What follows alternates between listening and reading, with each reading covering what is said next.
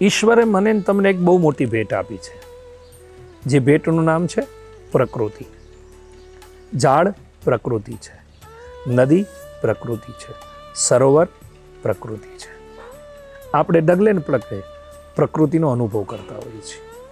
આપ સૌને પ્રાર્થના કરું છું, પ્રકૃતિનું જતન કરજો, સંસ્કૃતિનું જતન કરજો, વૃક્ષનું જતન કરજો. કારણ કે પાંડુરંગ દાદા કહે કે છોડમાં રણછોડ છે. મારે ને તમારે આપણી પ્રકૃતિનું જતન કરવાનું છે, આપણી નદીઓનું જતન કરવાનું છે, આપણી જે પણ સંસ્કૃતિ છે એની સાથે સાથે પ્રકૃતિ પણ સચવાવી જોઈએ. અને પ્રકૃતિ સચવાશે, માણસ પ્રકૃતિને સાચવશે તો પ્રકૃતિ મને ને તમને સાચવશે. પ્રકૃતિ મારા ને તમારા પરિવારને સાચવશે, મારા ને તમારા સગા સંબંધીઓને સાચવશે. માટે પ્રકૃતિ એ જ ઈશ્વરનું દર્શન છે. જય સિયારામ.